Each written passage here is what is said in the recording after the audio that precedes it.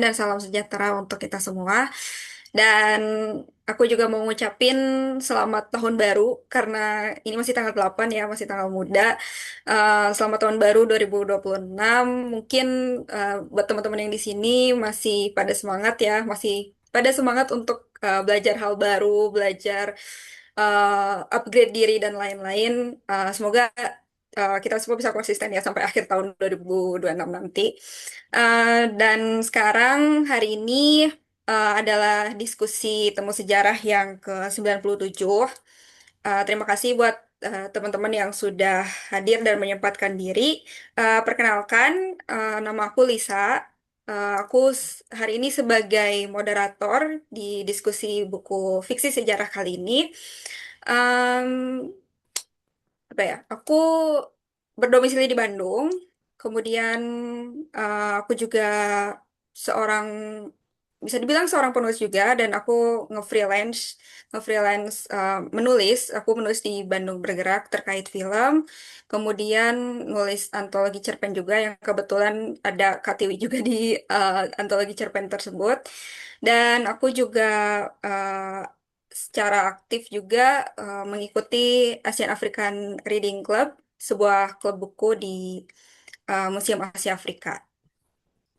Salam kenal teman-teman semua. Nah, di sini eh, kita di diskusi buku kali ini menghadirkan penulis dan yang bernama Kak Shena Wangtri yang sudah ada di sini juga. Halo Kak Shena. Halo, selamat Kak malam. Tri ya. Ya, boleh Kak Tri aja. Oke Kak Tri. Sebelum kita ngobrol-ngobrol, aku mau membacakan skrip.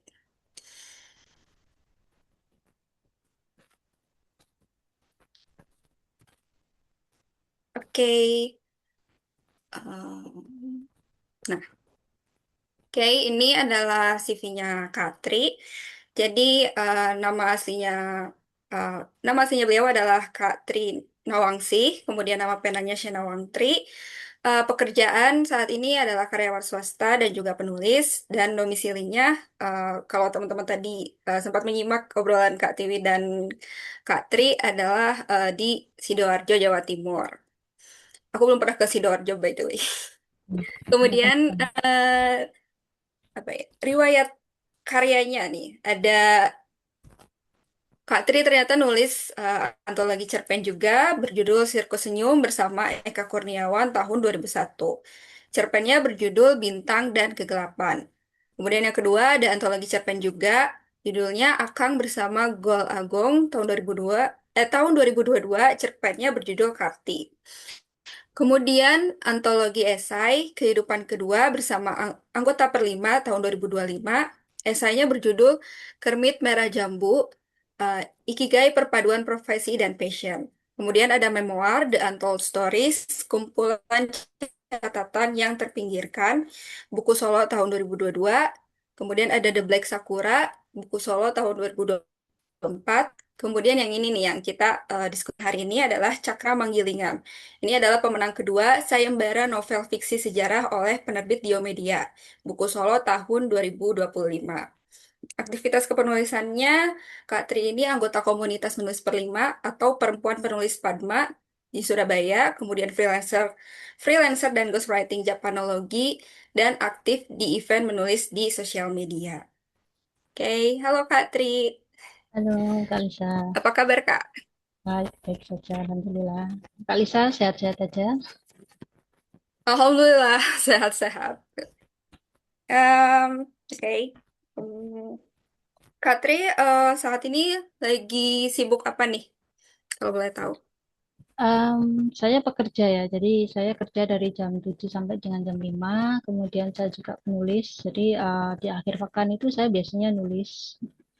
Kadang hanya sekedar nulis atau menerima job sebagai freelancer dan ghostwriting, khusus Japanologi. Jadi buku-buku tutorial bahasa Jepang dan budayanya itu saya biasanya ikut menulis.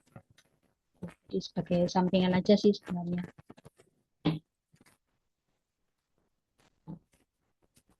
Oke, kemudian solusi di 2026 nih, Kak. Kira-kira mau nulis buku apa atau ada rencana apa gitu? Boleh dong spill ke kita. Skillnya ya tetap menulis dan kebetulan juga saya lagi nulis fiksi sejarah tentang Janggala dan Panjalu. Jadi kayak sequel keduanya Cakra Manggilingan. Jadi kalau Cakra Manggilingan itu Oh, Kahuripan dibelah menjadi dua, di sequel keduanya nanti setelah dibagi dua apa yang terjadi? Itu yang sedang saya riset dan tulis. Ya semoga aja mungkin kalau nggak tahun ini ya tahun depan. oke.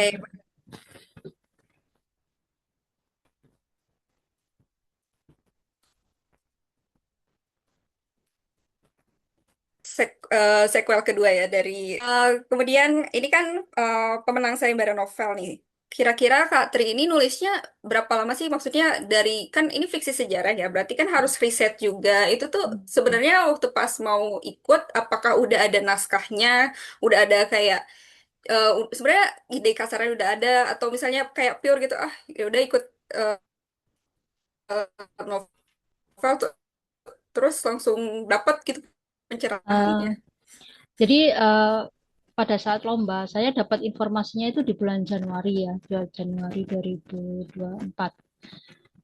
Deadline-nya itu Juni 2024. Jadi saya hanya punya waktu 6 bulan. Jadi 6 bulan itu saya riset sama nulis. Dan kebetulan juga di tahun 2024 itu ada satu event yang di Rumah Budaya Sidoarjo itu membahas sejarahnya Airlangga mulai A sampai Z.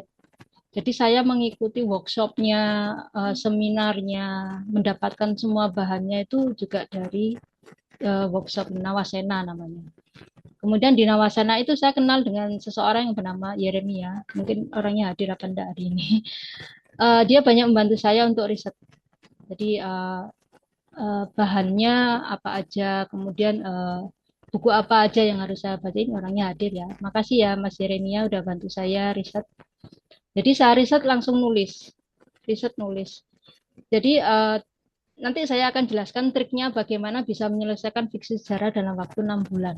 Itu sebenarnya cepat banget, 6 bulan itu karena seharusnya paling nggak setahun lah. Dan ternyata setelah menang pun saya harus menambah apa ya sequel atau scene-nya supaya lebih banyak ceritanya tentang sejarahnya. Jadi kurang lebih setelah masa editing sebelum terbit itu sekitar 1 tahun. Jadi 6 bulan untuk menulis novelnya, kemudian ditetapkan menjadi pemenang. Setelah itu saya editing lagi sampai sekitar awal 2025. Baru setelah itu sekitar Maret novelnya terbit. Gitu. Oke, wah keren banget nih.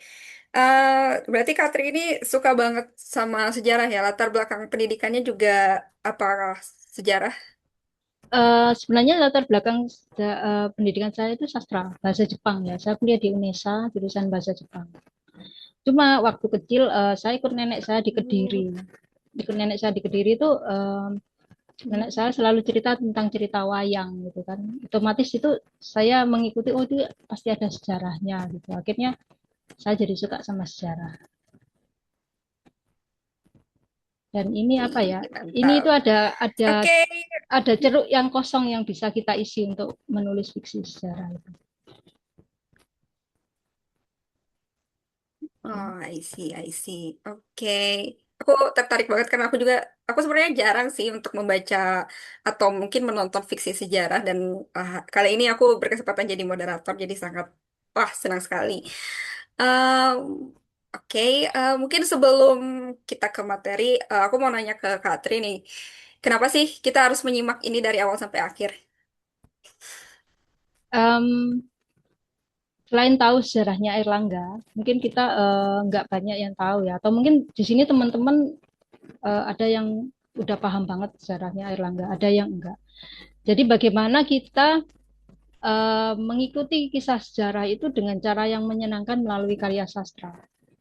Bagaimana proses kreatifnya, apa yang harus dilakukan untuk bisa menulis cerita fiksi sejarah, dan apa saja yang harus dilakukan supaya ceritanya runut mudah dipahami dengan bahasa yang sederhana. Karena setahu saya, orang itu paling malas baca buku sejarah. Menghafal tahun, angka, kemudian menghafal nama orang, itu mungkin bagi beberapa orang itu membosankan dan mungkin menyulitkan gitu loh. Makanya kenapa saya lebih fokus ke sastra daripada penulisan non-fiksi sejarah. Karena dengan menggambarkan peristiwanya, orang itu bisa membayangkan, oh ternyata peristiwanya itu seperti ini. Jadi orang itu akan mengingat mengingat cerita dan peristiwa daripada angka dan tahun. Gitu kalau menurut saya. Jadi teman-teman Oke, harus Kak. ikuti ini mulai awal sampai akhir. Oke, oke teman-teman, semoga bertahan dari awal sampai akhir ya. Kita hari ini akan belajar banyak. Kalau begitu, Kak Tri boleh dipersilakan untuk membagikan materinya. Silakan, Kak. Share screen ya. Materinya nggak banyak, paling hanya 10 slide atau 11 slide. Jadi ini mungkin saya ada sedikit typo. Jadi novelnya berjudul Cakra Manggilingan, penulisnya saya Sina Mangtri, kemudian diterbitkan oleh Diomedia Solo. Tahun terbitan untuk cetakan pertama itu Maret 2025 dan cetakan kedua ini mohon maaf ada typo, harusnya Juni 2025 itu edisi revisi karena ada beberapa kesalahan teknis yang harus saya perbaiki dan saya menambah cerita fiksinya. Novelnya tebalnya 295 halaman, jadi nggak terlalu tebal ya. Kalau misalnya teman-teman baca novelnya Mas Damar itu yang tebal banget itu punya saya hanya 295 halaman. Kemudian genrenya adalah novel fiksi sejarah. Uh, Screen share-nya bisa dilihat jelas kah teman-teman? Bisa ya? Kelihatan? Oke, saya lanjutkan. Jadi ini yang saya sebutkan tadi. Sejarah itu menyajikan fakta, karya sastra menggambarkan peristiwa. Karena dalam karya sastra kita punya penokohan, kemudian setting waktu, setting lokasi, alur, plot, dan sudut pandang. Jadi dalam novel Cakra Manggilingan ini ada tokoh real sejarahnya. Ada saya menuliskan Airlangga pada saat dia melarikan diri dari Mahapralaya, kemudian didampingi dengan Narotama. Istrinya meninggal pada saat Mahapralaya. Kemudian dia melarikan diri masuk keluar hutan. Itu yang saya jelaskan. Kemudian ada tokoh fiksi. Nah, apa gunanya tokoh fiksi? Karena yang saya pakai adalah sudut pandang tokoh fiksinya, yaitu sudut pandang orang ketiga. Jadi di sini ada namanya Wiguna, Sasmita, Mahesa, Wira, Kirana, yang mereka itu adalah prajuritnya Airlangga. Jadi dari mata sudut pandang mereka, bagaimana mereka melihat seorang raja bernama Airlangga, kemudian Narotama itu seperti apa. Kemudian nanti dua bersaudara ini, misal Mahesa dan Wira, harus memilih ketika Kahuripan itu dibelah gitu. Jadi dia harus memilih ke ikut Garasakan atau Samarawijaya. Itu nanti ada ceritanya. Kemudian setting waktunya itu ada abad ke-11. Kemudian setting lokasi adalah wilayah kekuasaan Kahuripan yang sebelum dibagi menjadi Panjalu dan Janggala. Alurnya maju, jadi alurnya saya mengikuti sejarah, tidak ada alur campuran yang mungkin membuat bingung pembaca sejarah pemula. Kemudian ada plot. Plot ini ada pengenalan tokoh, ada konfliknya, ada klimaks dan penyelesaian. Kemudian sudut pandang yang saya gunakan adalah sudut pandang orang ketiga. Orang ketiga itu adalah tokoh fiksinya, bagaimana mereka memandang Airlangga, Narotama, dan sebagainya. Kemudian ini adalah ringkasan ceritanya ya. Jadi Airlangga itu lari dari Mahapralaya, kemudian mendirikan kerajaan baru bernama Kahuripan. Tapi kemudian uh,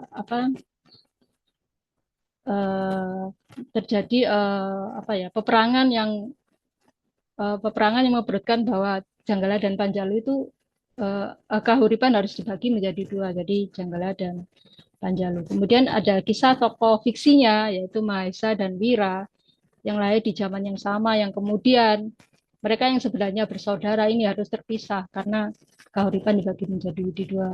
Kemudian ada tokoh perempuan yang terjebak di tengah. Jadi ada romance di sini ya. Jadi kita tidak hanya menceritakan sejarahnya, tapi juga ada romansnya. Bahkan Raja Airlangga sendiri pun tuh sebenarnya punya kisah romans yang mungkin nggak banyak orang tahu.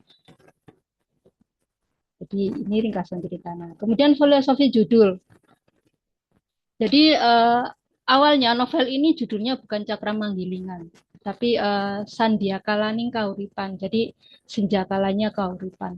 Tapi kemudian setelah saya membaca sejarahnya Airlangga, itu kayaknya kehidupannya itu naik turun gitu loh, kayak kayak roda gitu.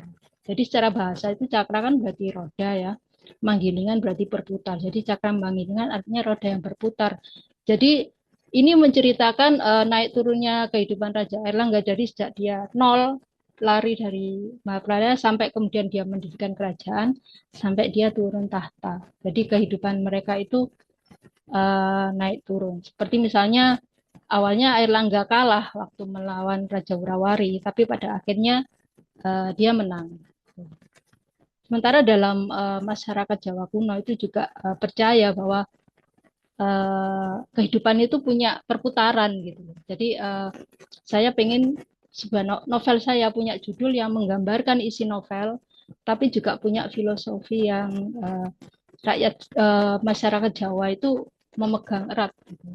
Jadi kalau di filosofinya, jadi kalau cakra manggilangan itu kita waktu di atas itu jangan sombong, tapi begitu di bawah kita itu juga nggak boleh minder. Jadi itu filosofi judul dari novel saya. Nah, kemudian ini adalah judul per bab. Jadi novel saya itu hanya 6 bab. Ada prolog dan epilognya. Kemudian yang bab pertama itu saya judulnya pilih Mahapralaya. Dia langsung menggambarkan bahwa di bab 1 itu bagaimana Airlangga melarikan diri dari Mahapralaya itu. Kemudian yang di bab kedua Elan Manyuro. Jadi saya suka sekali nama daun dalam bahasa Jawa karena ternyata namanya itu bagus-bagus gitu. Yang pertama itu Elan Manyura, itu artinya daun bambu. Dan bambu itu tanaman yang ulet ya. Jadi dia masih tetap tumbuh biarpun daunnya nggak ada. Jadi itu yang menjadi pilihan judul untuk bab kedua. Kemudian Baladewa. Baladewa itu sebenarnya artinya daun randu. Tapi di bab ketiga saya memperlihatkan bahwa Raja Airlangga itu sedang mempersiapkan pasukan setelah dia ditahbiskan menjadi Raja Kauripan, meskipun dia nggak punya istana waktu itu, belum ada istana yang megah. Kemudian yang bab keempat, Cakra Manggilingan. Ini adalah satu bab yang isinya peperangan. Jadi bagaimana Airlangga yang awalnya menang, kemudian kalah, kemudian menang lagi. Seperti roda yang berputar. Kemudian bab 5 itu ada Sabrang. Nah ini mulai Kahuripan mulai akan dibagi menjadi dua karena Raja Airlangga memutuskan untuk turun tahta dan menjadi pandita. Jadi saya memakai judul Sabrang. Sabrang itu artinya daun cabai yang secara filosofisnya itu artinya dia berseberangan. Jadi Garasakan berseberangan dengan Samarawijaya, tokoh fiksinya Mahesa dengan Wira itu juga berseberangan karena mereka akhirnya harus memilih. Wira lebih memilih ke Janggala, kemudian Mahesa itu lebih memilih ke Panjalu. Nah, di bab 6 itu adalah endingnya. Saya nggak bisa spill endingnya ya, tapi yang jelas um, akhirnya Janggala dan Panjalu berpisah dan mereka itu perang terus gitu loh. Nah, itu artinya di bab Lembayang itu. Kemudian ini fakta sejarah yang saya ketahui waktu setelah saya membaca dengan gelar dia sebagai Sri Maharaja Rakai Halu Sri Lokeswara dan Mawasa Airlangga Ananta Wikrama Tunggadewa. Itu dia ditahbiskan di dalam hutan oleh para Brahmana dan diakui sebagai raja baru Kahuripan meskipun dia belum punya istana waktu itu. Dan dia dianggap menjadi pendiri kerajaan Kahuripan dari 1019 sampai 1042 menjadi raja pembaharu Jawa pada abad ke-11. Karena gini ya, yang menarik dari Airlangga itu dia suka memberi reward untuk orang yang setia padanya, kemudian kepada rakyatnya gitu. Jadi banyak daerah yang menjadi daerah Sima yang bebas pajak itu karena Airlangga memberikan reward untuk kesetiaan mereka waktu membantu Airlangga untuk berperang. Dan yang ketiga, Airlangga akhirnya memutuskan untuk turun tahta, tapi sayangnya si putri mahkota Sanggrama Wijaya Tunggadewi menolak menjadi penerus tahta dan akhirnya memilih jalan menjadi pendeta juga. Sehingga akhirnya Airlangga harus membagi kerajaannya menjadi dua, Janggala dan Panjalu. Berikut adalah silsilah Airlangga.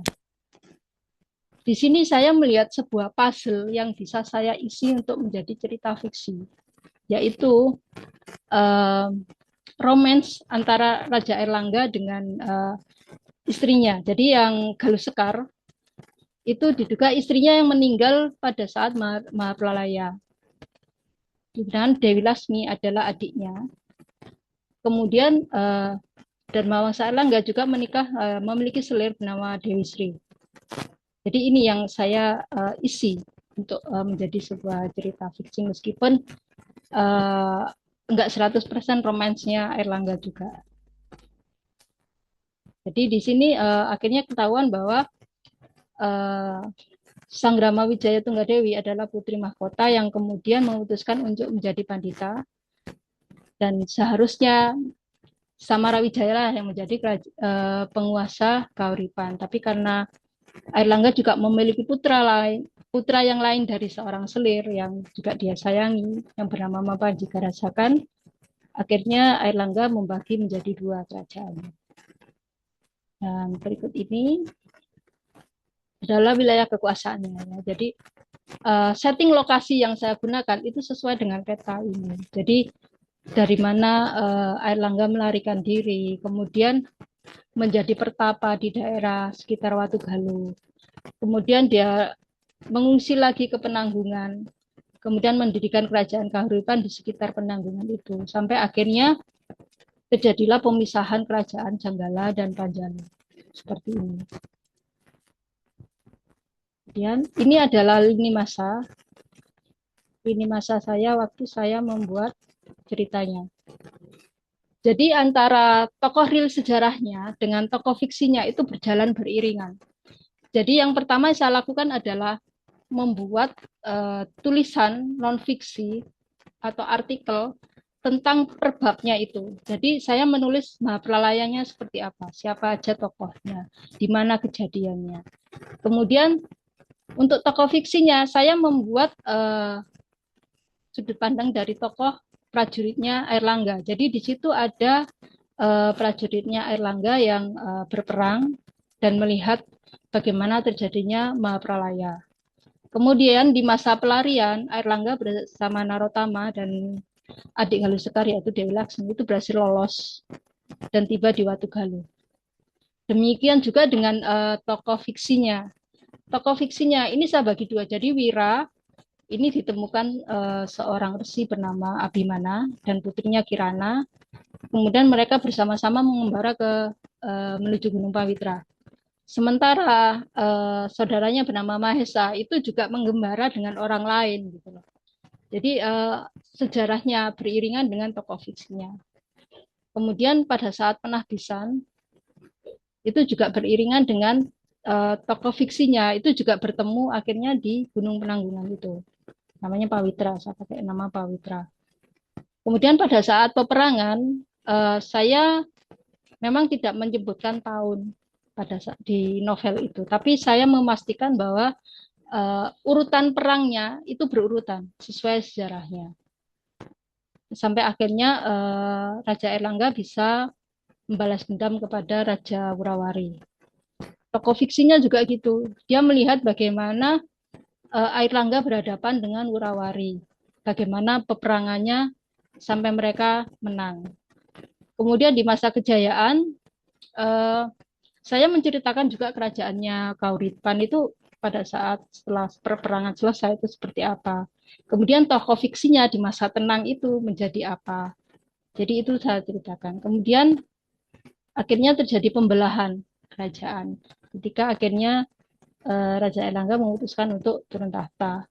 Dan pada saat begitu pula dengan tokoh fiksinya, apa yang terjadi dengan tokoh fiksinya? Ternyata meskipun mereka bersaudara, mereka tetap harus berpisah karena mereka punya pilihan sendiri ya. Sama kalau kita misalnya pada saat pilpres ya, kadang kan dengan saudara sendiri itu kadang masih apa ya, berdebat atau oh saya mau pilih ini aja, Pak, terserah kamu pilih yang itu gitu. Jadi terjadi konflik sejarah dan konfliknya tokoh fiksi. Jadi konfliknya double-double di sini. Kemudian yang ketiga adalah yang terakhir adalah perang saudara. Jadi ketika akhirnya setelah kerajaan itu dibagi, ternyata ada yang nggak puas dengan pembagian seperti itu. Jadi ada yang merasa seharusnya yang menjadi penerus adalah Samarawijaya. Ada juga yang merasa bahwa Garasakan itu yang lebih pantas buat jadi raja karena dia mungkin lebih lebih apa ya, dia lebih pinter atau lebih kuat karena menurut catatan sejarah yang saya baca, Garasakan itu sempat ikut berperang dengan Airlangga gitu. Jadi ini timeline yang saya gunakan untuk menceritakan sejarah Airlangga dalam novel saya. Nah, kalau dalam buku sejarah kita mungkin belajar antara peristiwa, menghafal tahun, angka, orang, dan isi prasasti. Tapi dalam novel saya nggak kepingin orang hanya tahu itu. Jadi mereka bisa mengambil hikmah apa yang mereka bisa pelajari dalam Cakra Manggilingan. Yang pertama mereka belajar sejarah dengan cara yang menyenangkan. Mereka nggak harus hafal tahun orang gitu, tapi mereka mengikuti ceritanya seperti apa. Dan dari Raja Airlangga kita belajar bahwa kita itu jangan mudah menyerah dan selalu mendekatkan diri pada Tuhan Yang Maha Esa. Jadi pada saat Airlangga itu melarikan dari Mahapralaya dan bersembunyi, dia nggak serta merta langsung saya harus balas dendam, saya harus punya pasukan yang kuat untuk bisa mengembalikan kejayaan Medang. Tapi yang dia lakukan adalah dia menjadi pertapa. Itu artinya pada saat kita punya masalah, kita harus mendekatkan diri kepada Tuhan Yang Maha Esa. Itu yang saya baca dari biografinya Erlangga. Kemudian memiliki support system, bisa punya teman, guru, dan lingkungannya mendukung.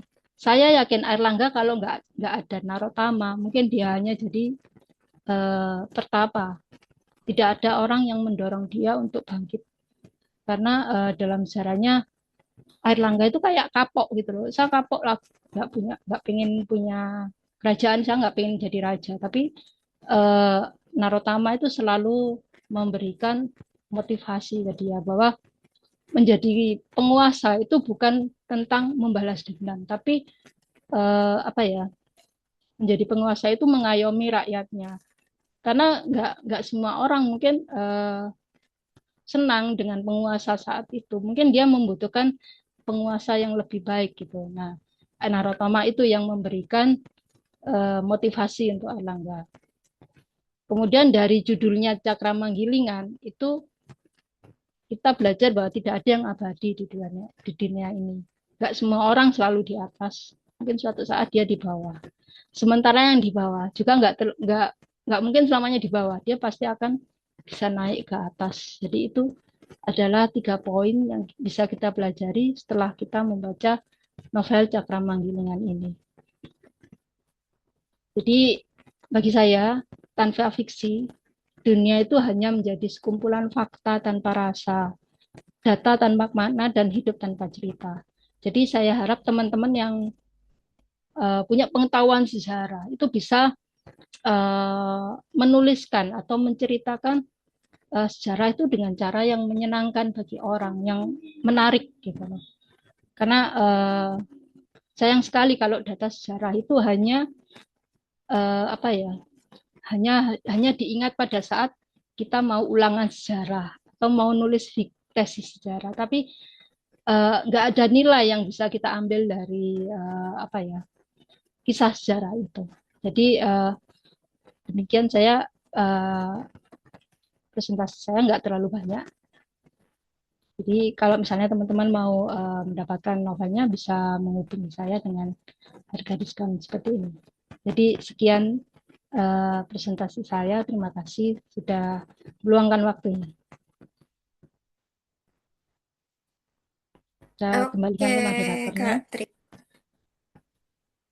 Nah, Oke, Kak Tri, terima kasih atas penjelasannya terkait novel Cakra Manggilingan ini. Buat teman-teman yang mau bertanya, boleh tulis di kolom komentar ataupun em, raise hand ya, kalau misalnya mau langsung via via audio. Oke, udah langsung ada nih. Oke, boleh Kak Budi Hel 95 eh, buka boleh buka mic-nya Kak dan langsung berbicara. Oke, izin. Selamat malam teman-teman. Selamat malam terkhusus untuk Mbak moderator dan Mbak yang malam ini mengisi. Siapa namanya? Aku agak lupa. Mohon maaf. Eh, Gini, izin merespon lebih tepatnya mungkin ada beberapa atau hal yang ingin ditanyakan tentang ini kan poinnya adalah tentang kisah Prabu Erlangga dibungkus dengan kreativitas fiksi yang penuh sastra kan. Nah, Ya, ini menarik sebenarnya. Yang pertama adalah apakah dalam karya ini juga menyoroti proses spiritualnya beliau Prabu Erlangga. Maksudnya kan tadi kan di-highlight dengan konteksnya beliau sempat bertapa. Nah, apakah proses pertapaan itu juga digambarkan secara detail atau bagaimana? Itu yang pertama. Terus di era itu apa ya, pengondisian geopolitiknya seperti apa? Artinya gini, kondisi politik kan saat itu juga gonjang-ganjing apalagi ketika Prabu Erlangga tersingkir dari lingkaran istana kan. Termasuk juga nanti kita akan melihat juga relasi antara Prabu Erlangga dengan keluarga beliau yang ada di Bali, yaitu ayah beliau dan ibu beliau. Seingatku ayah beliau kan adalah Prabu Udayana dan ibu beliau ya, kan uh, Ratu Mahendra Datta, kalau tidak salah itu, aku ya, agak betul. lupa.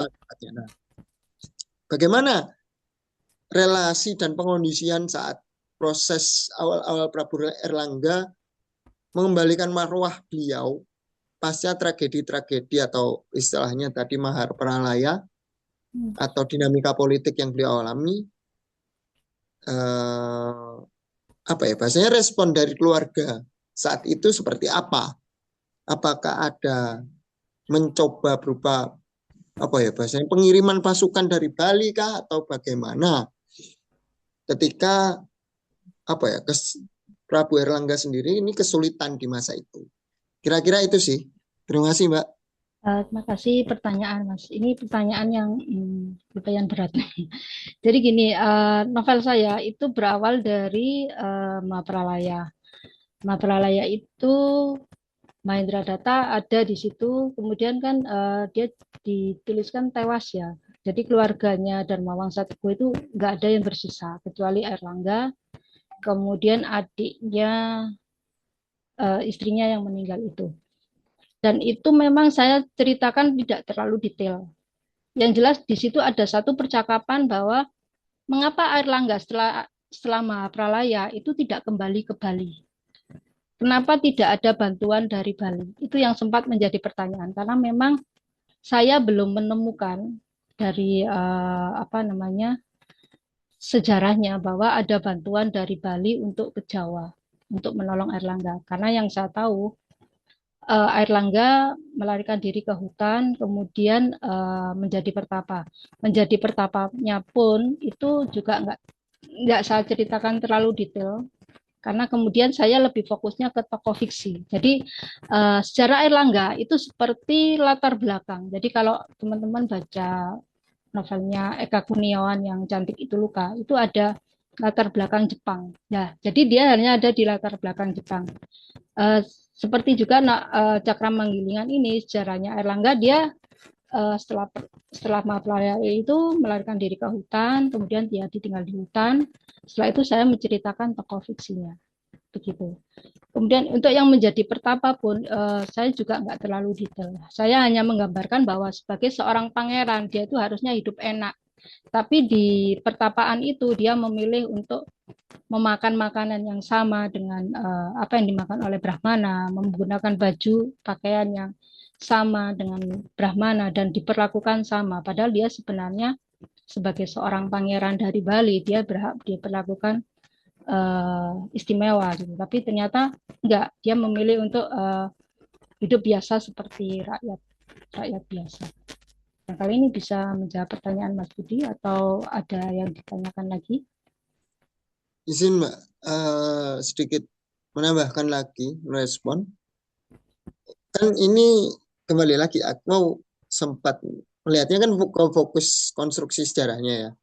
Nah, bagaimana dengan konstruksi karakter yang fiksinya? Karena kita bicara fiksi sejarah itu adalah mengisi ceruk kosong dengan karakter atau peristiwa baru dalam sebuah peristiwa atau kondisi sejarah masa itu.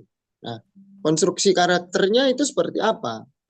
Artinya karakter-karakter yang diisi itu seperti diisi dalam ruang kosong kesejarahan ini tuh kayak bagaimana dalam pengarakterannya, dan adakah referensi karakter yang Mbak jadikan sebagai latar belakang atau konstruksi dari karakter-karakter fiksi sejarah yang Mbak masukkan ke peristiwa sejarah yang asli, artinya latar belakang di eranya Prabu Erlangga dan keluarganya serta peristiwa-peristiwa yang melatar belakangi di era itu. Ya gitu sih. Terima kasih Mbak. Terima kasih. Jadi gini, era itu adalah era Hindu-Buddha. Kemudian rakyatnya juga rakyat agraris. Jadi kemudian daerahnya saya tahu juga dari petanya ya. Jadi sekitar Madiun, Jombang, kemudian Gunung Penanggungan. Jadi karakter tokohnya yang saya ambil adalah karakter orang-orang yang tinggal di situ. Jadi misalnya saya memasang Teja itu sebagai telik sandinya Airlangga. Makanya dia bisa tahu kondisi pasukannya seperti apa, kondisi kejiwaannya Airlangga setelah melarikan diri seperti apa. Kemudian seperti Wira dan Mahesa, itu kan mereka anak kecil yang kemudian dipungut oleh seorang resi. Otomatis saya menuliskan karakter seorang anaknya prajurit, tapi dididik oleh seorang resi. Maka dia akan menjadi seorang ksatria Brahmana. Dia belajar agama sekaligus olah kanuragan. Demikian juga dengan Kirana. Kirana itu putranya resi. Jadi bayangkan putranya seorang Brahmana itu seperti apa. Dia pasti paling enggak bisa baca kitab sucinya atau dia mengerti pengobatan tradisional. Itu yang saya buat tokohnya Kirana. Kemudian tokoh lainnya juga ada di Kirana ini nanti pada saat di Daha itu dia bertemu dengan seorang sesama tabib. Jadi saya membuat karakter tabib itu seperti apa. Jadi seperti itu.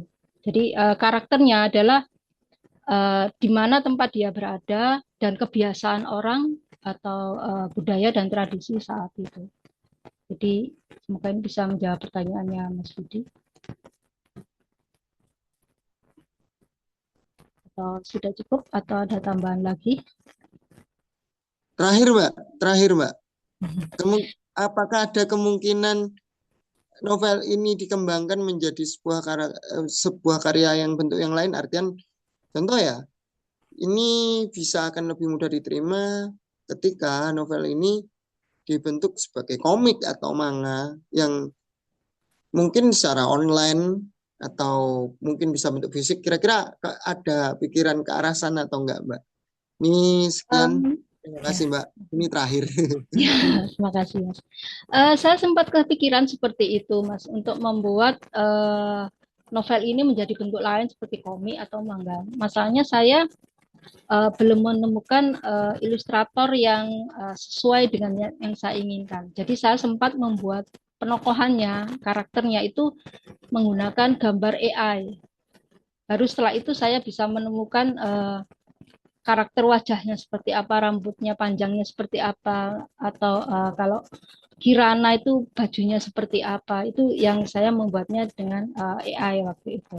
Untuk menjadi sebuah komik atau manga, memang sempat kepikiran, cuma saya belum menemukan ilustrator yang sesuai dengan yang saya inginkan. Karena saya pernah membayar seorang ilustrator, ternyata karakternya, tokohnya, gambarnya itu nggak sesuai dengan yang saya inginkan. Jadi mungkin suatu saat nanti mungkin bisa dibuat seperti video reels, potongan-potongan adegannya mungkin bisa seperti itu. Terima kasih untuk Mas Budi untuk ide-idenya. Ya, selanjutnya Kak.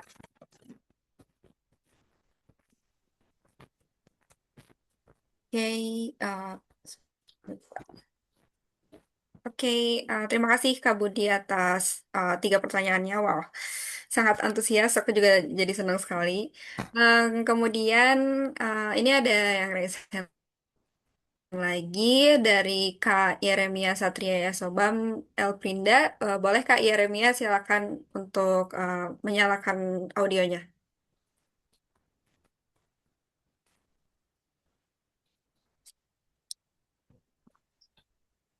Cek, Halo Kak Yeremia, suaraku bisa bisa? kedengaran ya? Ya, kedengaran. Aman-aman. Boleh Kak, Oh ya, silakan. baik. Eh, Terima kasih untuk waktu dan kesempatan yang telah diberikan kepada saya. Em, Terima kasih juga kepada Bu Tri bahwa Bu Tri sudah boleh menyebut nama saya tadi ketika waktu saya belum sempat hadir.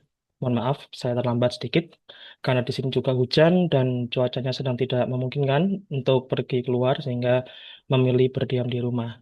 Saya menyapa juga untuk em, Mbak moderatornya yang ternyata sedikit mirip dengan Itkitaf. Kemudian Putri sebagai penulis buku Cakra Manggilingan, Sandiaka Laning Kahuripan. Lalu juga kepada Teti Wika Syafela sebagai founder dari Temu Sejarah. Lalu tadi juga pertanyaan pertama tadi yang ternyata diberikan oleh teman saya juga, yaitu eh, Mas Rakawi Budi dari Blitar. Matur sembah nuwun, terima kasih Mas Raka Wibudi sudah menyampaikan pertanyaan-pertanyaan cukup menarik mengenai tentang Erlangga dan juga tentang buku ini. Satu hal yang sebenarnya ingin saya sedikit tambahkan ya kepada rekan-rekan, teman-teman, termasuk juga kepada Putri dan juga kepada Bapak Ibu semua yang ada di dalam diskusi pada malam hari ini. Terlebih kita tadi sempat disinggung oleh Putri mengenai tentang putra seliirnya Erlangga, yaitu Mapanji Karasakan. Tokoh ini memang belum banyak mendapat apresiasi atau bahkan juga belum banyak mendapat perhatian bahkan ketika dalam proses penulisan buku sejarah nasional. Kita tentu tahu bahwa buku sejarah nasional kita kemarin pada tanggal 14 Desember 2025 sudah diketok palu oleh Kemenkebut yaitu Pak Fadlizon dan kalau tidak salah satu jilid buku itu sekitar 1.000 halaman lebih. Dan itu tentunya pasti em, yang sampai mengarah kepada 11 jilid buku tersebut tentunya itu juga sangat eh, menarik untuk dikupas kembali karena kita tahu bahwa buku sejarah nasional kita dari mulai tahun em, yang ditulis oleh Pak Nugroho Noto Susanto dan Merawati Jonet Pusponegoro lalu kemudian juga yang dikembangkan di apa di edisi berikutnya tahun 2008 dan 2010. Kemudian ada juga IDAS yaitu Indonesia dalam Arus Sejarah Jilid 1 sampai 9 Indeks dan kemudian yang berikutnya di tahun 2025 kemarin. Meskipun kita juga masih menunggu draftnya seperti apa. Nah, dalam hal ini yang ingin saya sedikit tambahkan kepada Putri dan juga sedikit memberikan pemahaman kepada rekan-rekan dan teman-teman semua, Bapak Ibu yang ada di dalam ruangan Zoom ini, yaitu bahwa tokoh-tokoh lokal seperti tokoh Panggilan Mapan Jigarasakan ini tentunya meskipun namanya kurang begitu moncer dari ayahandanya beliau yaitu Prabu Sri Dharma Wangsa Erlangga Anantawikrama Utunggadewa, namun dalam hal ini beliau yang mengeluarkan 5 prasasti yaitu prasasti Kambang Putih tanpa tahun karena angka tahunnya sudah sangat haus. dan disimpan di Museum Nasional Indonesia sekarang di Jakarta. Kemudian prasasti Malengah juga lempengan tembaga tersebut atau tamra prasasti tersebut disimpan di dalam Museum Nasional Indonesia bertarik 1052. Kemudian prasasti Garaman yang menyebut juga mengenai tentang perangnya antara Mapanji Garasakan berhadapan dengan Haji Linggajaya, mohon maaf, Haji Panjalu, yaitu kakak sepupunya yang merupakan anak dari Sri Samarawijaya, dan kemudian yaitu prasasti Turun Yang sisi B, yang kebetulan mungkin saya dan Putri dan juga rekan-rekan teman-teman apabila pernah datang ke Museum Pusat Informasi Trawulan Majapahit. Nah, di situ rekan-rekan teman-teman Bapak Ibu bisa melihat di situ ada sebuah batu prasasti atau yang di dalam bahasa Jawa kunanya disebut dengan sebutan Upala Prasasti, yaitu prasasti Turun Yang. Ada dua sisi A yaitu sisi depan bertarik 1035 itu dikeluarkan oleh Prabu Sri Darmawangsa Erlangga Anantawikrama Utunggadewa, dan juga sisi berikutnya yaitu sisi B, di mana menurut perkiraan dari Profesor Bukhari di dalam penelitian beliau awalnya angka tahunnya itu ditetapkan 1044 atau 966 Syaka. Namun ternyata kemudian ketika pada saat di situ terdapat sebuah kata atau kalimat yang bertuliskan Ablah Hanyar atau Hanyar Ablah, yang maksudnya itu adalah baru saja dibelah, berarti kan tentunya kita bisa mengasumsikan dan juga mengasosiasikan bahwa prasasti ini dikeluarkan sehubungan setelah pembelahan kerajaan Erlangga. Alias kalau kita merujuk dari catatan Kakawin Nagara Kertagama Pupu 5, Pupu 68, di situ disebutkan bahwa sekitar sekitar pada tahun Syaka 974 Syaka dengan sengkalan angka tahun Yuga Adrinanda yang itu 1052 Masehi. Di situ kemudian disebutkan ada dua orang raja kembar yang dirajakan oleh Erlangga. Yang pertama yang berkuasa di sisi timur disebut dengan Srinata Janggala yang berkuasa di Jiwana, kemudian Srinata Daha atau Panjalu yang berkuasa di Daha. Nah, dan kemudian terakhir dalam penelitian yang sempat ditulis oleh Mas Iksa Akbarul Huda, salah seorang arkeolog muda lulusan dari Universitas Indonesia Depok, di situ juga menyinggung mengenai sebuah prasasti yang namanya Prasasti Horen. Kalau tidak salah, data Prasasti Horen itu tersebut pada awalnya ditemukan di catatan laporan Berkala Arkeologi. Saya kurang tahu, lupa tahunnya berapa. Nah, dalam hal ini tentunya tokoh seperti Pangeran Mapanji Garasakan ini bisa sangat mungkin dikembangkan oleh Putri dan juga rekan-rekan teman-teman serta Bapak Ibu, yang dimana tidak hanya terfokus pada ketokohannya Erlangga semata. Bahkan kemarin juga ketika pada waktu sebelum diskusi ini, seminggu dua minggu sebelum diskusi ini terjadi malam hari ini, sempat ngobrol juga dengan Putri bahwasannya ketika pada waktu kami mengalami suatu apa ya, bisa dikatakan itu kebingungan ya, karena tentunya ketika kami menentukan letak dari ibu kota awalnya Erlangga yang kebanyakan banyak dikatakan oleh rekan-rekan teman-teman pegiat pemerhati atau bahkan mungkin para arkeolog dan para sejarawan kuno lainnya itu berada di sekitar wilayah Mojokerto Jombang atau bisa dikatakan di wilayah Desa Katemas yang ada di Kabupaten Jombang Jawa Timur. Namun di situ di Mojokerto sendiri di dekatnya Ngoro Industri ya kalau Putri masih ingat, itu ada sebuah desa yang namanya Desa Wotan Mas Jedong. Meskipun di dalam peta pada masa era kolonial disebut dengan sebutan desa Jedong atau Jedong aja. Di bawahnya sendiri justru ada sebuah desa yang namanya Bangsri. Nah, di dalam prasasti Gadakuti yang dikeluarkan oleh Erlangga bertarik 24 November 1042 Masehi.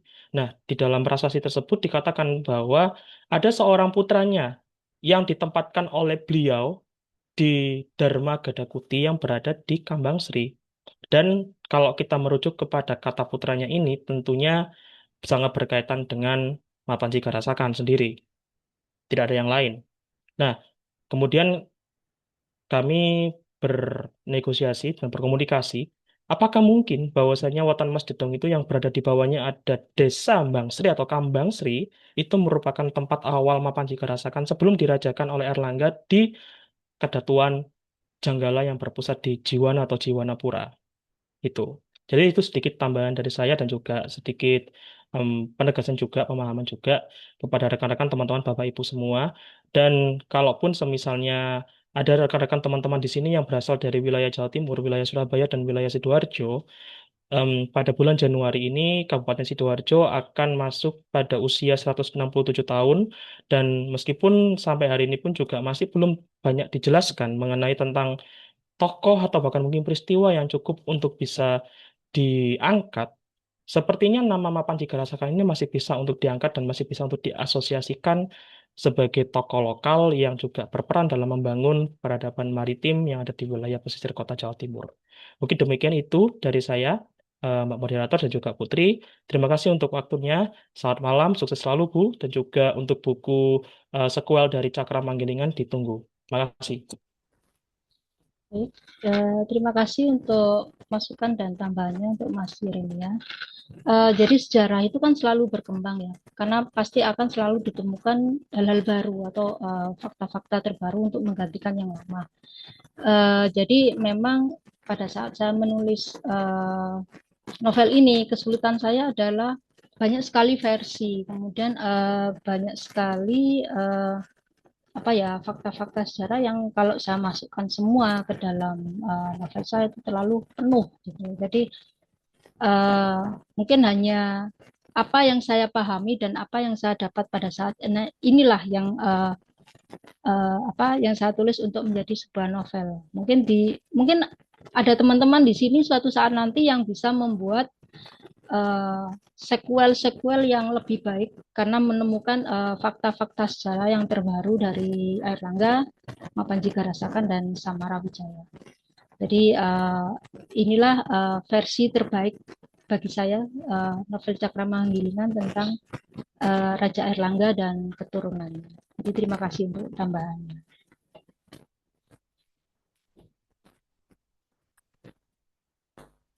Silakan kembali ke moderatornya. Ah, oke, terima kasih Kak Yeremia atas insight-nya dan tambahannya. Kita lanjut ke pertanyaan berikutnya. Di kolom komentar ada dari Kak Rumaswati. Saya izin bacakan. Mbak, apakah ada penggambaran ketika Narotama menggembleng Erlangga di Wonogiri, yang ternyata ada situsnya di daerah perbatasan Wonogiri dengan Ponorogo. Terus bagaimana nasib Narotama setelah Airlangga jadi raja? Ada di beberapa kira-kira. Oke, boleh Kak Tri untuk Jawab. dijawab. Oke. Pada saat Airlangga itu sempat mentalnya jatuh karena istrinya tewas di hadapannya. Kemudian Mahapralaya itu terjadi justru pada di hari pernikahannya dia gitu. Bayangkan kita baru saja duduk di pelaminan, kemudian terjadi peperangan, kemudian istri kita itu meninggal. Itu kan itu ada kondisi yang down banget dan itu saya tunjukkan di beberapa paragraf bagaimana si Airlangga itu nggak mau meninggalkan istrinya. Dia pengennya mati aja gitu bareng sama keluarganya dan istrinya. Tapi kemudian Narotama eh, apa namanya Narotama memotivasi Airlangga, kamu nggak boleh kayak gini. Gitu. Istrimu itu sudah meninggal, anggap aja dia udah berkorban untuk keluargamu. Jadi kamu harus bangkit. Itu kata-kata motivasinya Narotama. Saya tulis di bab pertama. Kemudian kalau untuk situsnya saya kurang tahu ya. Untuk Narotama memang beneran di Wonogiri atau enggak. Tapi yang jelas saya sempat menulis bahwa Narotama itu mendapatkan reward atau hadiah kerajaan Kanjuruan. Jadi dia menjadi rajanya Kanjuruan setelah Airlangga memenangkan banyak peperangan. Jadi dia adalah seorang pemimpin Kanjuruan setelah peperangan itu terjadi dan itu kalau nggak salah ada di bab di Cakra Manggilingan ya. Cakra Manggilingan itu tadi bab kelima atau keempat gitu. Jadi seperti kehidupan. Jadi Narotama yang ikutnya berlari dengan Erlangga akhirnya bisa menjadi raja karena dia setia. Gitu. Itu sempat saya tunjukkan di bab pertengahan kalau nggak salah Cakra Manggilingan kalau nggak salah. Demikian pertanyaan bisa menjawab pertanyaan Mbak Rusmawati ya. Oke, gimana Kak Kak Rumaswati? Apakah ada pertanyaan follow up kah atau sudah cukup menjawab?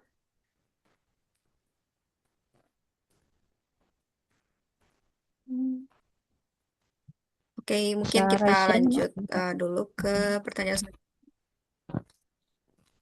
Oke, kita lanjut dulu ke pertanyaan selanjutnya dari Kak Dian Ulfah Rahmawati. Dari Kak Dian, izin menanyakan beberapa poin pertanyaan. Pertama, bagaimana penulis menjaga keseimbangan antara kebebasan fiksi dan akurasi sejarahnya agar pembaca tidak salah memahami fakta sejarah. Kemudian yang kedua, bagaimana jika ternyata pembaca lebih mengingat tokoh fiktifnya ketimbang fakta sejarahnya? Oke, saya coba jawab ini. Bagaimana? Bisa saya langsung jawab ya. Menulis fiksi sejarah itu memang tricky banget. Ya. Jadi tricky banget. Jadi kita harus paham dulu sejarahnya, peristiwanya seperti apa, baru kemudian kita bisa mengisi sela-selanya. Jadi kalau kita main puzzle, pasang dulu yang utama. Nanti yang terakhir itu paling yang enteng-enteng, yang oh ini pasti bentuknya nanti seperti ini yang tengah, kemudian yang pinggir nanti seperti ini. Jadi seperti itu, kita harus paham dulu sejarahnya, kita bikin timeline sejarahnya, jangan sampai peristiwanya ketuker. Misalnya perang dengan Raja A itu harusnya terjadi di akhir, tapi kita taruh di depan, nah, itu nggak boleh. Jadi kita harus, makanya tadi saya membuat timeline itu, bahkan saya membuat timeline perang pertama itu dengan raja siapa, perang kedua dengan raja siapa, perang ketiga dengan raja siapa, itu saya buatkan timelinenya. Lokasinya juga gitu, itu tricky banget karena eh, nama kota atau nama wilayah dulu dan sekarang itu nggak sama. Seperti Jombang, dulu namanya adalah Watugaluh. Kemudian Penanggungan gitu. Mungkin kalau saya sebutkan Penanggungan mungkin nggak terlalu masalah, tapi akan lebih lebih apa ya? Lebih mendekati sejarah waktu kita menyebutnya sebagai Pawitra, karena memang di prasasti ada namanya Pawitra, disebut Pawitra. Jadi itu kita harus yang pertama saya lakukan adalah menulis non fiksinya, jadi versi non fiksinya sejarah, real sejarahnya itu seperti apa. Jadi kayak saya menulis ulang buku sejarah, mana scene yang saya pakai, mana adegan mana yang saya pakai, mana yang nggak perlu saya pakai, karena perangnya Airlangga itu banyak banget, dan saya ambil yang menarik. Misalnya ada satu scene peperangan dengan seorang ratu perempuan yang katanya badannya besar seperti raksasa dan dia gagah seperti laki-laki. Itu ada yang satu saya ambil karena itu perangnya unik. Erlangga melawan raja perempuan. Kemudian ada lagi satu scene yang tentang calon arang. Mungkin calon arang itu nggak dianggap sejarah, mungkin dia dianggap mitos, legenda, dan sebagainya. Tapi saya memasukkan itu sesuai porsinya, nggak terlalu berlebihan juga. Kemudian yang kedua, bagaimana jika ternyata pembaca lebih mengingat tokoh fiktifnya. Jadi gini, tergantung kita pada saat membaca sebuah novel, kita itu ngefans yang mana. Misalnya saya lebih ngefans misalnya tokoh si A, ternyata dia fiktifnya. Enggak apa-apa, tapi dia sudah tahu, dia sudah membaca fakta sejarahnya seperti apa. Meskipun dia lebih mengingat tokoh fiktifnya, tapi setidaknya dia tahu ada gambaran bahwa pada masa Airlangga itu yang terjadi itu seperti itu. Masalah dia lebih mengingat tokoh fiktifnya itu kayaknya relatif ya, tergantung orangnya juga.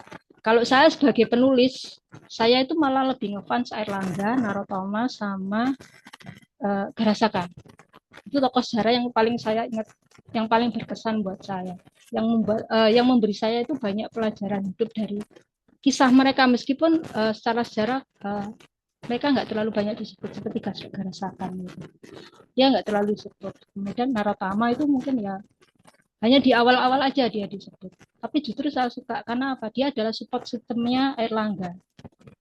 Bayangkan kalau dia nggak peduli sama Airlangga, dia pulang aja ke Bali gitu kan. Tapi ternyata dia tetap mengikuti Airlangga dari nol sampai menjadi raja. Itu yang membuat saya tertarik.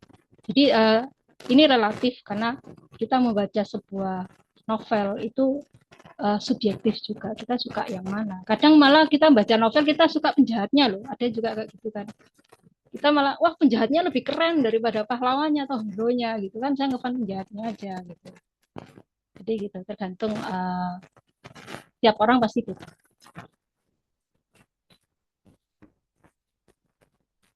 Yang lain lagi. Oke, gimana Kak Dian? Apakah cukup menjawab atau ada pertanyaan follow up kah? Iya, izin. Mohon maaf, suara saya bisa di ini, nggih, bisa Iya, diterima. iya. Iya, Boleh, boleh. menarik sekali, nggih, ketika apa namanya Ibu Tri ini berusaha untuk apa? Ada satu metode gitu, bagaimana mempelajari sejarah itu dengan cara menuliskannya itu lewat novel gitu. Sementara ini pertanyaan saya tuh memang saya memposisikan diri sebagai misalkan generasi Z gitu ya, Gen Z, kemudian juga yang tidak begitu mengenal sejarah ngaten Ibu. Jadi eh sebenarnya bagaimana sih apa namanya artinya ketika membaca novel ini em, dengan latar belakang apa ya generasi yang sama sekali tidak memahami sejarah itu seperti apa nih pada akhirnya Ibu? Apakah memang em, ada kemungkinan gitu, ada kemungkinan bahwa tokoh-tokoh fiksi ini juga dikorelasikan gitu dengan kehidupan apa namanya sehari-hari Gen Z kayak gitu yang mereka alami saat ini. Jadi um, cukup sulit ya Ibu. Saya dari tadi juga mengikuti karena memang saya tidak terlalu paham sejarah, tetapi saya ingin belajar kayak gitu. Cuman bagaimana pada akhirnya saya um, bisa memahami sejarah dan juga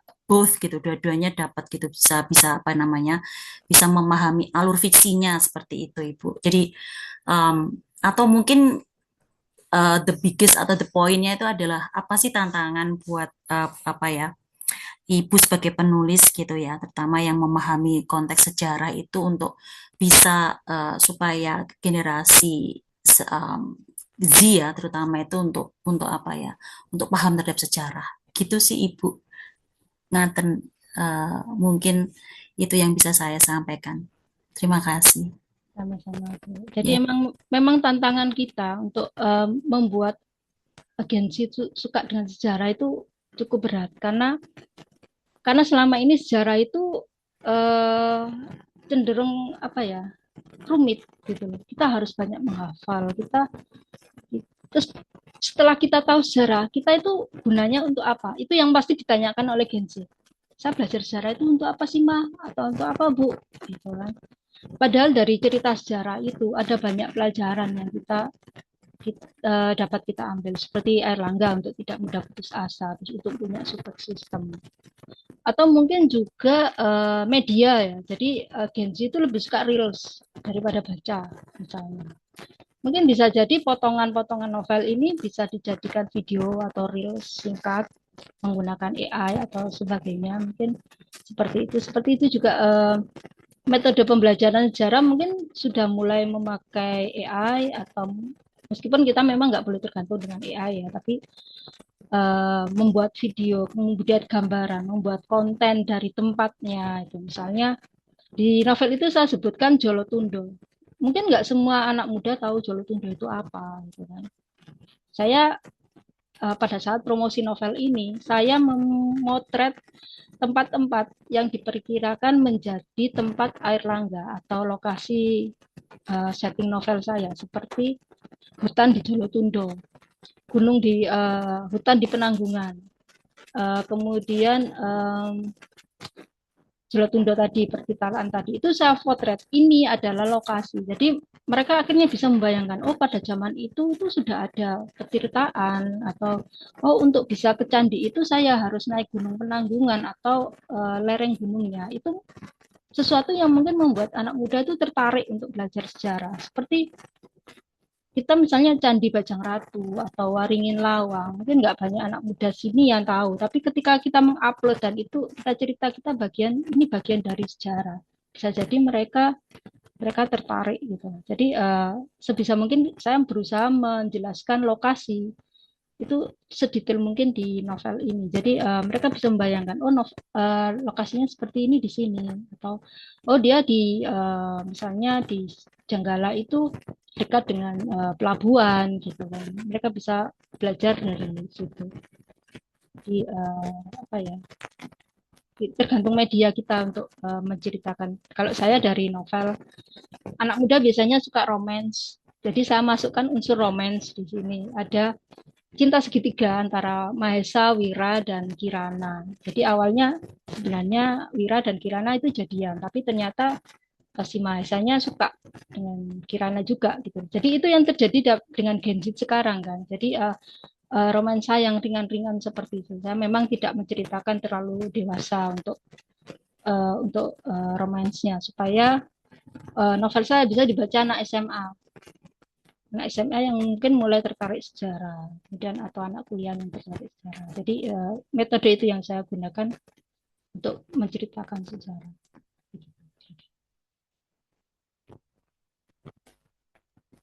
Oke, oke, dari Kadian udah cukup berarti? Cukup Kak, terima kasih sukses untuk novelnya Ibu. Terima kasih. Selamat Kasih. malam. Selamat malam. Oke, thank you Kak Dian. Oke, apakah ada yang nanya lagi?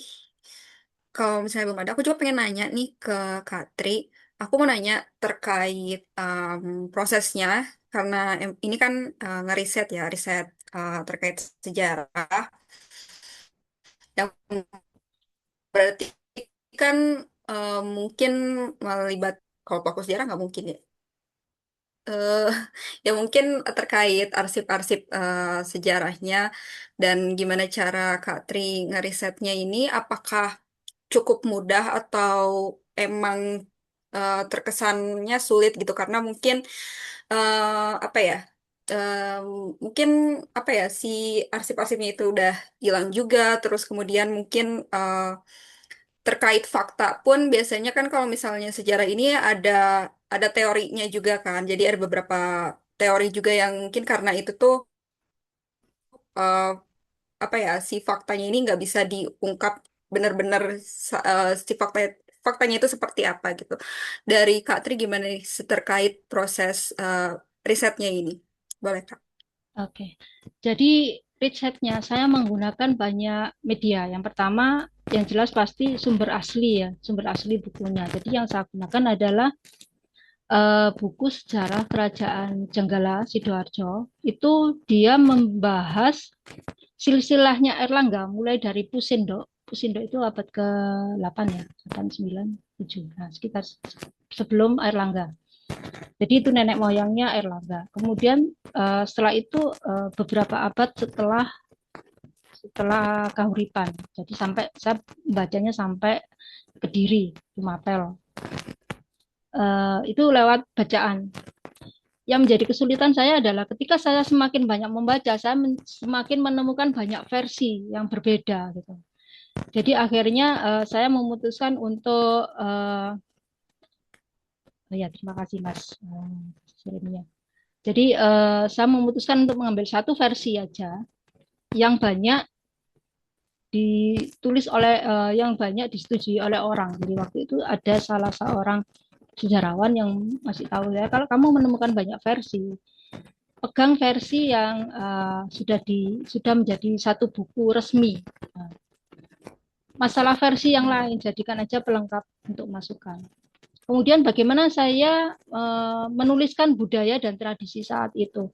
Jadi untuk kisah peperangan, saya melihat Mahabharata, Tutur Tinular, Saur Sepuh itu lewat YouTube untuk menemukan vibes-nya perang pada saat itu.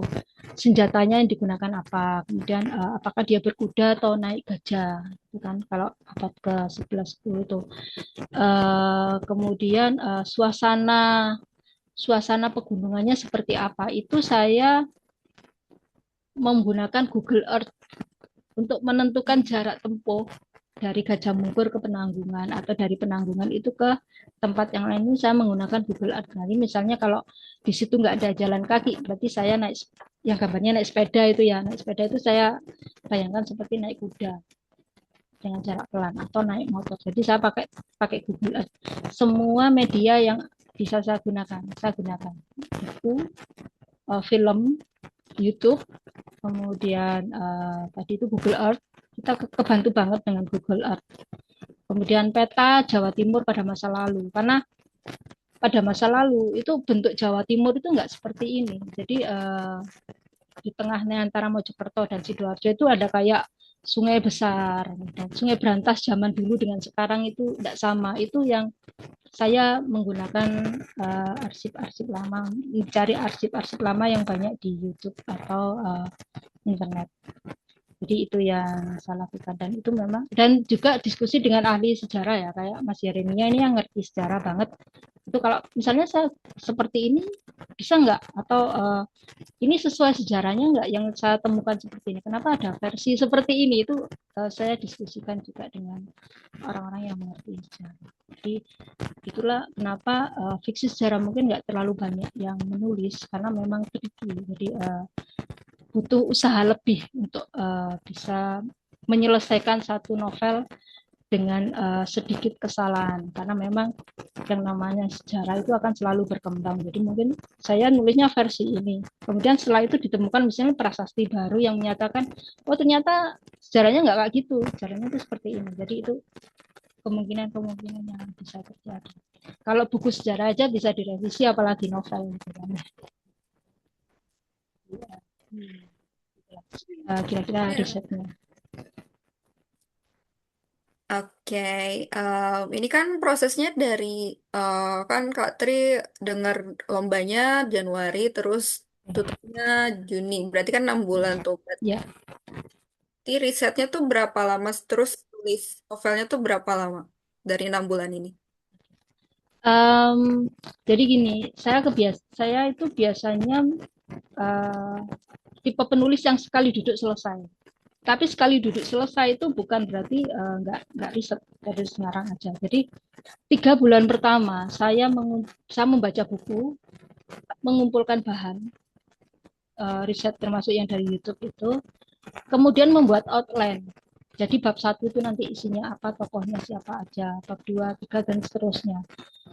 Kemudian yang saya tulis dulu itu non fiksinya dulu. Saya mau jadi setelah saya menulis Caka ini saya punya 2 buku sebenarnya, non fiksinya sama novelnya. Jadi karena saya harus menulis sejarahnya dulu, runut, baru setelah itu saya menulis fiksinya. Setelah itu saya gabungkan gitu. Jadi risetnya 3 bulan, nulisnya juga 3 bulan, pas 6 bulan. Editingnya itu kurang lebih 3-4 bulan karena saya harus memberikan novel ini sebelum saya terbitkan itu saya ke editor. Jadi juga teman yang ngerti sejarah. Jadi saya berikan dia untuk mengoreksi mana yang sekiranya salah atau enggak logis ceritanya seperti itu. Pas 1 tahun setelah itu terbit. Kalau standarnya sih menulis novel itu 6 bulan. Standar itu 6 bulan rata-rata setahu saya.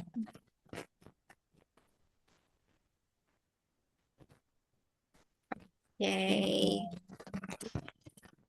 Kemudian timeline ya, membuat timeline. Dari Membuat teman-teman timeline. apakah ada oh iya. Em, Oke, terkait karena belum ada yang nanya, aku nanya lagi deh. Terkait karakter fiksi nih, Kak Tri. Dari tokoh-tokoh ini, kira-kira Kak Tri itu em, apa ya? Ketika menciptakan tokoh-tokoh ini, apa sih karakter kuatnya dari mereka gitu? Jadi kayak mungkin si tokoh ini em, apa ya? ciri khasnya ciri khasnya tuh seperti ini, terus punya apa ya? Mungkin Kak Tri tuh punya inspirasi dan keresahan sendiri dan akhirnya kenapa sih bikin tokoh yang seperti ini gitu. Jadi Kemudian gitu. apa ya, pengembangan karakternya itu seperti apa dan akhirnya berakhir seperti itu tuh Kak Tri tuh nyusunnya gimana gitu. Karena dari aku pribadi, karena aku juga menulis fiksi gitu, aku sering bingung di karakter, gimana sih karakternya itu biar biar kuat gitu. Gimana sebuah karakter itu bisa menjadi tokoh utama gitu. Dari Kak Tri kayak gimana ini? Jadi pada saat saya membuat penokohan, misalnya Wira, Wira ini saya bayangkan secara fisik seperti apa, kemudian psikologis seperti apa, kemudian sosial seperti apa. Jadi secara fisik saya gambarin aja dia sempurna, ganteng, kemudian dia pintar membuat syair, kemudian dia dididik oleh Brahmana, jadi akhirnya dia menjadi seperti muridnya Empu Kanwa gitu. Jadi saya melihat, saya mencari tokoh sejarah yang karakternya bakalan mirip dengan si tokoh-tokoh fiksi saya. Misalnya Wira itu saya bikin mirip dengan Empu Kanwa karena dia Ksatria Brahmana, jadi dia bisa menulis syair, kemudian mengajarkan agama. Setelah perperangan selesai, kemudian Mahesa. Mahesa ini eh, ikut melarikan diri bersama Airlangga. Otomatis hidupnya itu keras di hutan. Dia harus lari. Kemudian sama bapaknya dia dididik menjadi prajurit. Jadi saya bayangkan seorang prajurit yang keras kepala. Saya tulis aja dia keras kepala. Dia susah diatur. Gitu. Saya tulis aja dia. Jadi karakter dia dari nanti setelah kita secara psikologis mengatakan dia keras kepala, dia dibesarkan dalam suasana peperangan di hutan dan sebagainya, dan dia dilatih keras dan dikasih tahu bapaknya supaya membalaskan dendam pada raja yang membunuh keluarganya Airlangga. Bayangkan dengan karakter seperti itu, Mahesa itu seperti apa orangnya? Dia pasti orangnya tegas, keras kepala, prajurit lembut. Sementara si Wira, meskipun dia prajurit, tapi hatinya lebih lembut karena dia dibesarkan oleh seorang pemuka agama. Sementara Kirana, saya membayangkan Kirana itu kayak si Kandi, dia bisa olah kanuragan meskipun nggak terlalu pinter lah. Dia paling nggak dia bisa memanah karena dia ikut mengembara sama resi, bapaknya yang seorang resi itu. Karena dia putri Brahmana, biasanya itu dia pinter membuat ramuan herbal, menjadi tabib, dan ngerti lah masalah syair. Gitu.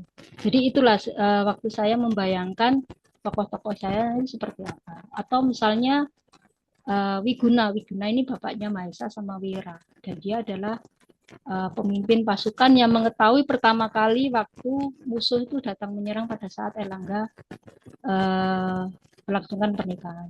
Jadi karakternya dia pasti orangnya sangat siaga, detail dan sebagainya. Jadi dari karakter itu akhirnya saya bisa menceritakan Wiguna itu seperti apa. Jadi ada fisik, karakter secara fisik itu saya tulis. Sosiologis dia anaknya prajurit misalnya, atau dia dibesarkan oleh Brahmana. Dan secara psikologis si Wira ini lebih lembut artinya daripada dengan Mahesa. Jadi saya tulis gitu. Nanti setelah kita menentukan karakternya seperti itu, nanti dalam percakapan atau adegan-adegan selanjutnya itu nanti akan mencerminkan karakternya. Juga pada saat mereka bertengkar, pada saat Panjalu dan Jenggala berperang itu kelihatan nanti karakternya mereka, meskipun mereka bersaudara. Oke, dari teman-teman, apakah ada yang mau bertanya lagi kah? Kita ini sekarang, oke, masih ada waktu 12 menit lagi. Em, Mungkin aku tanya lagi deh, terkait perempuan, karena di sini juga ada Kirana, dan ini kan latarnya tuh udah lama banget ya, tahun seribuan. Dan di sini aku pengen tanya terkait keterlibatan atau misalnya tokoh-tokoh perempuan di sini, kira-kira kehidupan perempuan di kala itu tuh seperti seperti apa gitu? Misalnya apakah mereka hanya jadi istri, atau misalnya kayak mereka tuh juga apakah Kak Tri juga menggambarkan kalau mereka tuh punya kesadaran kritis kah terkait mungkin gejolak politik yang terjadi di kala itu, atau seperti apa nih Kak? Um, saya menggambarkan Kirana itu dia terlibat dalam peperangan ya. Jadi setahu saya dari riset yang saya lakukan, perempuan pada zaman Jawa kuno itu justru perannya itu perannya juga dominan gitu. Dia bisa ikut berperang kalau memang dia punya keahlian untuk berperang. Kemudian dia punya kemampuan untuk membuat obat-obatan herbal, dia mengenal tanaman herbal itu uh, bisa berguna untuk pada masa perang seperti itu. Jadi saya juga meriset bahwa perempuan Jawa itu sebenarnya itu setara dengan laki-laki. Jadi dia saya gambarkan seperti itu karena memang cuma mungkin setelah zaman kolonial ya akhirnya patriarki itu mulai membudaya gitu. Jadi peran perempuan mungkin dikesampingkan. Ini juga terjadi di Jepang. Waktu saya menulis The Black Sakura itu perempuan di klan Takeda itu boleh berperang. Malah mereka mendidik perempuan itu menjadi ninja untuk bisa pada saat suaminya perang dia itu bisa melindungi keluarganya. Jadi perempuan dianggap setara. Jadi kalau yang di Black Sakura itu di abad 16, kalau yang Cakramanggilingan di abad 11. Jadi sebenarnya perempuan saat itu tuh dianggap setara dengan laki-laki, bisa bekerja sama maksudnya.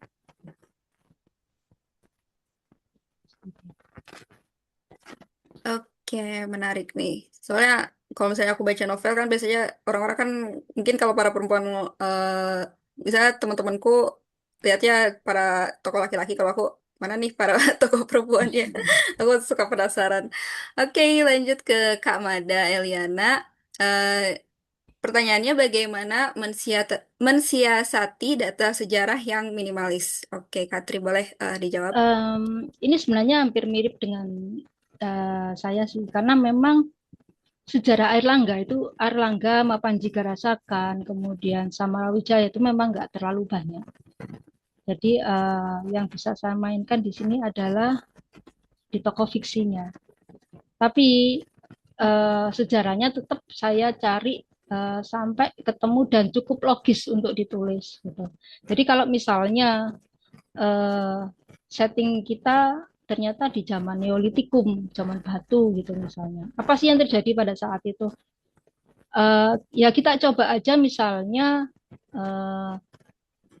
kita gambarkan aja Neolitikum itu seperti apa. Kemudian karena misalnya suasananya misalnya kita harus bikin api pakai batu, kemudian perlengkapannya harus pakai batu ya kayak Flintstone gitu kan misalnya.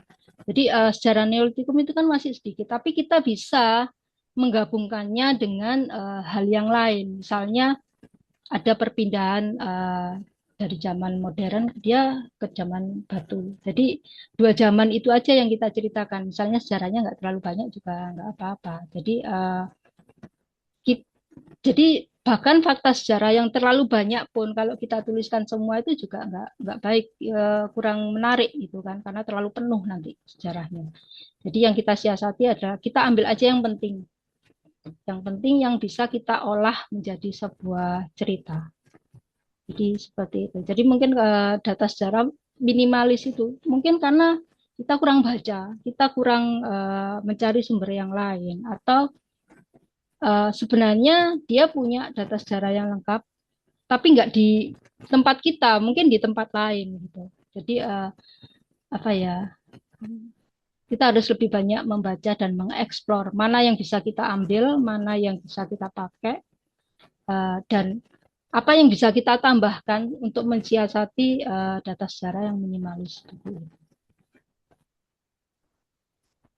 Kalau ini ada pertanyaan tambahan lagi ya. Kalau data yang ada hanya mitos atau berdasarkan lisan yang mengandalkan ingatan, apa bisa dipakai?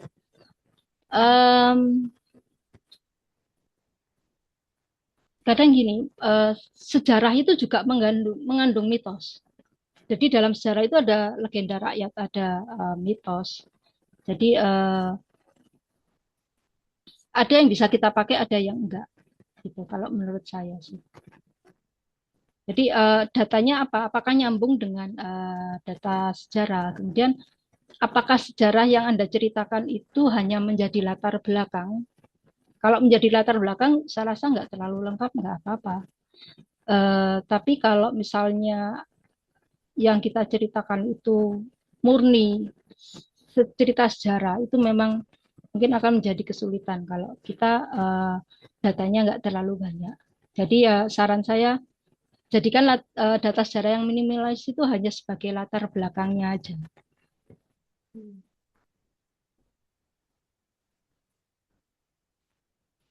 Oke, terima kasih Kak Mada atas pertanyaannya. Eh, sekarang, oke, mungkin last question nih dari aku. Karena Kak Tri juga kan nulis eh, novel Jepang tadi ya Kak. Ya. Ya.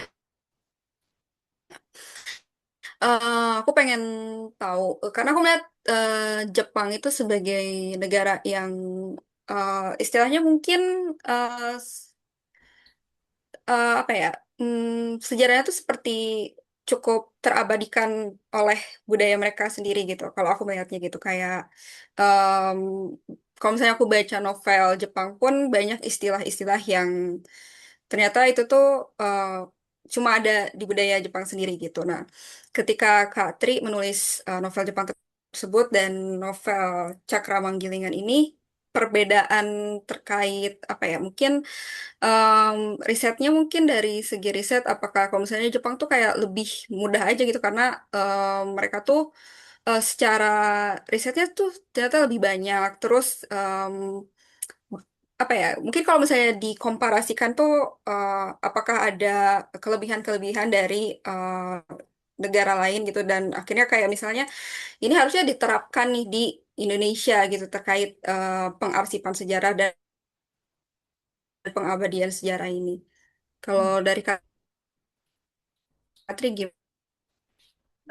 Jadi gini, saya lebih mudah riset sejarah Jepang daripada riset sejarah Jawa. Karena apa? Jepang itu tidak ada banyak versi yang bertabrakan. Jadi ketika ada versi yang terbaru, versi yang lama tidak akan digunakan. Sementara di Indonesia itu semua versi itu ada dimasukkan di dalam buku misalnya. Jadi dan kadang itu sumbernya nggak jelas apakah itu mitos seperti yang ditanya mitos legenda atau apa ya cerita karangan biasa seperti misalnya waktu kecil kita pasti dengar kalau Prambanan itu dibangun dalam satu malam oleh Bandung Bondowoso dan akhirnya jadi Roro Jonggrang kan. Padahal itu bukan sejarah, itu cerita rakyat. Cerita sejarahnya apa? Rakai Pikatan dengan istrinya yang berbeda agama itu saling membangunkan candi. Satunya membangunkan Borobudur, satunya membangunkan Prambanan. Sementara di Jepang itu selain versi yang disepakati itu yang digunakan, eh, cerita sejarah itu kayak mengakar jadi budaya gitu loh. Kayak misalnya samurai, mereka pasti bangga banget dengan samurai kan. Karena apa? Bushido-nya itu yang tujuh prinsip hidup itu seperti jujur, adil, sopan, kemudian setia, itu diajarkan dari kecil. Sementara kita di sini sejarah itu hanya jadi pelajaran doang gitu loh. Jadi pelajaran di sekolah gitu loh. Karena itulah eh, teman-teman yang menulis fiksi sejarah kemudian memasukkan hikmah di novelnya itu saya mengagumi sekali. Mengapa? Karena itulah saya pengen banget nulis fiksi sejarah supaya sejarah kita itu akan diingat oleh generasi kita melalui cerita storytelling, metodenya storytelling. Jadi mungkin teman-teman yang mengajar sejarah itu akan menemukan metode bahwa menceritakan sejarah itu mungkin lebih bisa diterima oleh muridnya daripada Anda mengajarkan angka tahun menyuruh mereka hafalan. Karena saya sendiri itu juga nggak hafal tahun nggak hafal juga, isi prasasti juga nggak hafal. Tapi saya tahu bahwa dalam satu peristiwa ini pelajaran apa yang bisa kita ambil dan itu yang akan kita ingat sampai dewasa. Gitu. Jadi itulah kenapa Jepang bisa menjadi negara yang disegani karena sejarahnya itu sudah mengakar di kehidupan sehari-hari. Gitu. Bushido-nya itu berlaku sampai di lingkungan kerja gitu. Itu kayak nggak kayak uh, tidak tertulis, peraturan tidak tertulis Anda itu harus jujur, baik hati, kemudian sopan, respek, setia gitu. Itu yang menjadi perbedaan kita. Kenapa bagi saya sejarah Jepang itu lebih mudah menulisnya pada saat saya menulis uh, sejarah Jawa. Cuma kesulitannya untuk menulis sejarah Jepang kita harus hati-hati dengan kutipan. Kalau kutipan itu nggak pernah ada di sejarah Jepang, kita nggak boleh. Gitu. Jadi itu yang pada saat saya menulis The Black Sakura, saya juga berdiskusi dengan seorang pengajar sejarah Jepang. Mana yang boleh saya pakai, mana yang enggak. Mana yang asumsi, mana yang fakta. Kalau sejarah Indonesia, mungkin sejarah Jawa, mungkin kita lebih lebih gampang ya untuk bermain seperti itu. Tapi tetap aja itu tricky bagi saya. Dan sampai kita memasukkan legenda dalam sebuah kisah sejarah gitu. Oke. Oke, menarik banget nih. Terima kasih Kak Tri atas insight-nya. Semoga semoga penulis-penulis di masa depan pun nggak pernah kesulitan ya untuk menulis sejarah maupun fiksi sejarah dan seperti yang tadi mungkin disebutkan juga kalau Gen Z kurang menarik kurang tertarik pada sejarah, tapi mungkin tantangan berikutnya adalah terkait risetnya ya, riset sejarah sendiri karena kan seperti yang kita tahu eh, kita juga berduka karena sejarah diubah itu oleh pemerintah. Jadi ya kita cuma bisa mengandalkan eh, ingatan-ingatan kita dan sejarah yang emang eh, berpihak pada kebenaran juga gitu. Oke, eh, oke nih, mungkin dari teman-teman di sini, kalau misalnya tertarik sama novelnya Kak Tri, gimana nih Kak buat cara pemesanannya dan lain-lain? Boleh, walaupun tadi udah di-share ya, kita Ya, mungkin bisa. boleh di-share Oke, lagi untuk promosi. mana ya tadi? Nah, kelihatan nggak share screen saya? Di Ya. aku nge-stuck sih, masih di apa di timeline Nah, tahun ini. coba nanti bisa menghubungi apa ya? Saya tadi udah naruh nomor HP sih di materinya saya. Mungkin bisa menghubungi moderator atau mungkin lewat admin temu sejarah mungkin. Silakan. Oh, oke, kalau misalnya teman-teman tertarik untuk membeli, boleh kalau misalnya teman-teman di sini berarti udah masuk grup kan ya, berarti Iya. ya boleh deh nanti Nah, follow up aja kalau misalnya mau pesan. Nah, oke nih. ini Nah, kelihatan ini ah, guys. ini. Nah, silakan menghubungi nomor ini. Eh, saya ada 7 stok yang pakai harga diskon ya. Normalnya memang 99, tapi untuk kali ini saya diskon sampai menjadi 85.000. Jadi silakan menghubungi saya atau chat sekarang juga mungkin bisa saya catat nama dan nomor HP-nya. Atau bisa nanti aja lah, nanti menghubungi saya. Hmm. Oke, em, kalau misalnya teman-teman tertarik boleh nanti chat di nomor ini atau eh, ya di grup juga bisa sih. Di grup Temu Sejarah atau hubungi Kak Tiwi selaku eh, komunitas Temu Sejarah. Oke, karena sekarang sudah setengah 10 juga, aku mau ngucapin terima kasih buat Kak Tri yang udah jadi narasumber dan berbagi uh, insight yang sangat insightful malam hari ini. Terima kasih Kak Tri dan juga teman-teman yang sudah hadir di diskusi temu sejarah kali ini. Ada 20, ada 200, ada 2000, ada 2000 orang Dan dua partisipan orang. di sini. Dari 2000 orang di sini. Terima kasih banyak. Wah, terima kasih sudah apa ya mengawali tahun 2026 dengan sangat baik dan sangat bermanfaat. Oke, kita foto bareng dulu kah Kak Tiwi gimana? Atau Boleh, mungkin screen-nya, oh ya siap, udah nggak ada screen lagi ya, jadi nanti kita foto dulu. Buat temen-temen yang mau open cam, boleh open cam, kita akan foto bareng dulu. Oke, siap, saya screenshot ya. Satu, dua. 3. Sekali lagi, 1, 2, 3. Oke, terima kasih. Oke, terima kasih semuanya. Terima kasih Kak Tiwi, Kak Lisa, dan teman-teman semua. Ya, terima Oke, kasih teman-teman. Minggu kasih. depan seperti biasa masih ada diskusi ya. Pantau terus aja di Instagram dan di grup. Kalisa mau menutup? Oke. Eh, dari aku, makasih banyak untuk hari ini.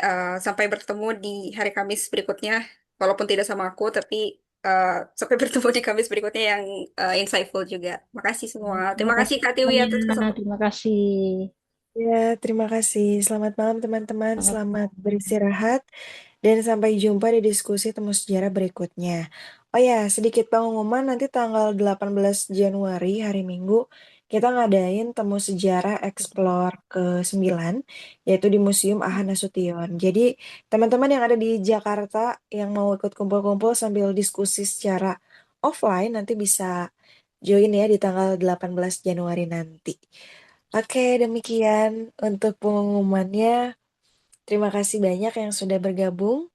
Selamat beristirahat, selamat malam, sampai jumpa lagi. Bye-bye. Ya, selamat malam. Terima kasih semua. Terima kasih.